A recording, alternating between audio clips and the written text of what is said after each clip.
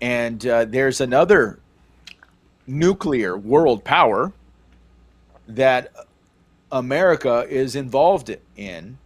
And I'm not necessarily saying that they are nuclear power, although I just did in some way, but that's kind of the question. Are they a nuclear power? And now I'm talking about Iran. Okay. Iran. The boogeyman. Well, you don't think that's a big deal, bro? That's a Of big course it's a deal. big deal. Of course it's a big deal. But So, they're the if boogeyman. you could share, yeah, if you could share my screen real quick. So basically, this was what was happening is that the White House and there was the IAEA reports that Iran has reached uranium enrichment enough to build nuclear weapons. Okay, and so this has recently come out amongst the peace talks and the nuclear talks that the Trump administration has been in with the Iranian regime, the Islamic regime, and it seems to though that they are also going south. Iran has stated that they will not stop uranium enrichment. They will not budge from their red line. Donald Trump has recently come out stating that the U.S. won't let Iran enrich uranium under a nuclear deal. And so we have an escalation with Iran. I think that there's probably a strike that's coming that is inevitable. And not I don't want war, but I have to. If there, I mean, look, I don't want to get in a situation where we're on a wild goose chase, right? And we're looking for WMDs, like the lies that we were fed in the early 2000s with Iraq, talking about WMDs, right? The shock and awe that you were talking about, Matt. I don't want to get in a situation where we're doing that again and we're wrong, right? Donald Trump, who criticized that war, doesn't want to get in a situation where he's being lied to or he's lying to the public about Iran having nuclear weapons or enriching uranium to a level that will produce nuclear weapons. But if there is, then I think that we have no choice but to strike Iran's nuclear program and strike it very hard. And that's where I'm at. And I want to know what your thoughts, Matt. What are your thoughts? Can Iran have a nuke? And if we can't let them have a nuke and they won't stop with their nuclear uranium enrichment, what do we do? I can take the libertarian position, right? And I'm not saying the libertarian position is accurate, but it's the position that I hold. We need to worry about ourselves. Okay, we're not the policemen of the world.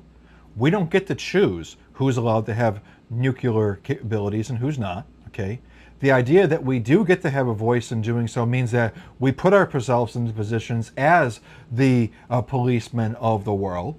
Okay, we're in this precarious position because we are a huge defender of Israel, and Israel is over there surrounded by other Muslim nations that we just befriended, pretty much all of them with the exception of Iran. And again, I feel like there's these moral, philosophical, political parties such as libertarianism, which is in my 20s, like it just seemed like that's what we have to do. But now, as I'm a little bit older, and since this Trump era has came in, I'm a little bit disillusioned with my libertarian hope or the libertarian idealism. It seems almost as if it's not realistic. And that's also where I can see that, why is Trump throwing people like Rand Paul under the bus and Thomas Massie under the bus? It's like almost they're presenting to us a new option. So how do I handle, what do I think about Iran and a group of people that as either rumored to be involved in September 11th or rumored to have been agents of Mossad or agents of CIA involvement, so on and so forth. I think that when I put my conspiracy hat on, that I say that these guys are all that it's a fake enemy, right? That the enemy over there is actually run by our cartels, that we put them in power, we keep them in power, and I question now in this day and age whether that whole narrative that I spoke for years is actually true. Is that too simple to be true, right? It makes the world very simple when there's one evil New World Order nefarious bad guy, right? And it's the Sachs Goldberg Gothas or the Illuminati, and they're all tied together, and our CIA controls absolutely everybody.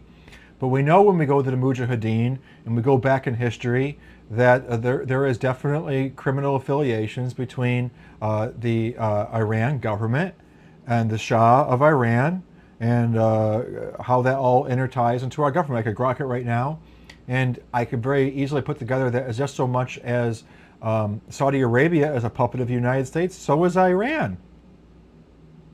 But that's this old conspiracy 20-year-old Matt way of thinking that's not substantiated. While we were talking, I wanted to read Albert Pike's letter to Mazzini, right? It was a letter that was rumored to have been wrote. Albert Pike, a Freemason, wrote this letter back in my conspiracy days, and it was a depiction of 3 world wars. And I decided to, I'd always remembered, hey, this thing was supposedly in the British Library and the British Museum, this letter. Before I read that letter, because I brought it up a few times on the show, it's always in my conspiracy mind, I just grokked it real quick, and Grok is saying, multiple Freedom of Information requests to the British Library and British Museum, including those in 2013, 2020, and 2023, have confirmed that no such letter exists in their collections. So I'm answering your question by saying that I have a predisposition of old bandwagons that I stand on, old soapboxes, and if the libertarian position works, and if it was so true, then I would say let's do it. If the conspiratorial hat and saying everybody's controlled by the New World Order, and if that's true, then I would say let's do it. Let's do it. But I think the reality is sort of what I said last episode, perhaps not in the right tone. I just don't trust their book.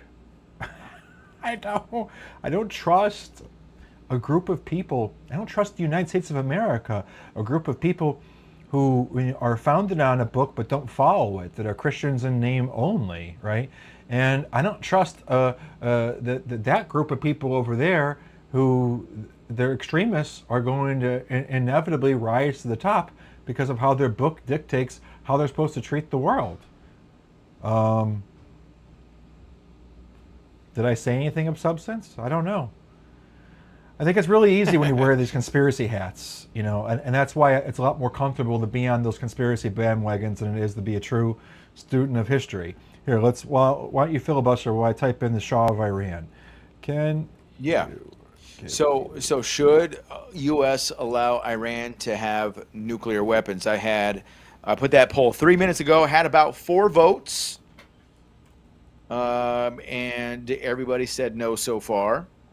I'm going to end this poll. I'm going to ask a little bit of a different poll, and so I'm going to put another poll in here. It says, if Iran gets nuclear weapons, should U.S. strike Iran? Now, we have to think about that one, because if we do strike Iran, and if they do have nuclear weapons now, and we miss, then we're risking a nuclear war, essentially. So I'm going to put that poll up. Please let us know what you guys think. One thing I will talk about really quick is the path less traveled says, why are you scared of Iran? And I don't think anybody said that we were scared of Iran. But we're just talking about, should America allow them to have nuclear weapons, and I just don't think we should.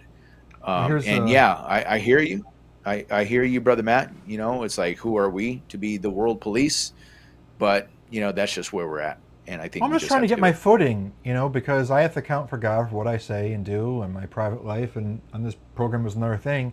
And I remember when I first met the Lord, and I had been giving all these conspiracy speeches forever, and I so instinctually can open my mouth and give my answer, right? And I remember um, internally it was something about old wineskins not being able to hold the new wine, and it's like you have to forget all your old speeches and reevaluate everything from this new lens of Christ. But yeah, and so in these conversations, I always have this conspiracy leaning, and this libertarian leaning, and I wanted to believe that we're in a new age where people like Trump are smarter than us in the past. Um, I'm just going to read real quick. I'm going to read real quick verbatim from Grok, um, just to give us a foundation of the conspiracies that are out there regarding U.S. hegemony and Iran. Um, U.S. orchestration of 1953 coup, Operation Ajax. 1953 coup, which the 1953 coup, which overthrew Prime Minister Mohammad Mossadegh and restored the Shah to power, is a well-documented event with declassified CIA records claiming U.S. and British involvement. The CIA, with British intelligence, orchestrated Operation Ajax to counter Melchizedek's, no, Mossadegh's, I can't. I used to get speeches with that name, whatever it is. Nationalization of the Anglo-Iranian oil company, which threatened Western oil interest. Kermit Roosevelt Jr. led efforts to bribe media, clergy, and mobs to destabilize Mossadegh, ultimately reinstating the Shah as the autocratic ruler. This is not a conspiracy theory, but a historical fact acknowledged by the CIA in 2013 as undemocratic. Some narratives exaggerate the extent of U.S. control, claiming that the Shah was a puppet installed and micromanaged by the CIA. These theories suggest the U.S. dictated all of the Shah's policies, from his white revolution reforms to his oil price hikes, while the U.S. provided significant military and economic support. The Shah pursued independent policies, such as leading OPEC to raise oil prices in 1973, which caused tensions with Western allies. Critics argue these theories oversimplify the Shah's agency, as he often acted as Iran's national interest, not just as a U.S. proxy. And feel free to interject here at any time. 1979 revolution as U.S.-British plot to remove the Shah. A prominent conspiracy theory supported by the Shah himself in his memoir Answer to History claims the U.S. and the U.K. orchestrated his overthrow in 1979 due to his increasing independence, particularly his role in raising oil prices through OPEC and nationalizing Iranian oil in 1973.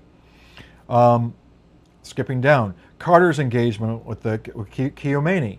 The 2016 BBC report, based on declassified U.S. cable, suggests Carter's administration had contact with Khomeini entourage before the 1979 revolution. So, when we go into history of the conspiratorial world, we end up finding the International Monetary Fund, OPEC, Big Oil, the New World Order involved in manipulating every major player on the world scene. And what's carefully remembered in 9/11 is who did we point out as being the axis of evil? Okay, who was the Saudi axis Arabia. of evil in 9/11? Well, Talking about a in the nation? in well Talking in about a the in nation, the or are you talking about an individual? in the conspiracy world, what we would always say it was those countries that were not under the thumb of the New World Order. Okay. Okay. So Iran, Iraq, North Korea.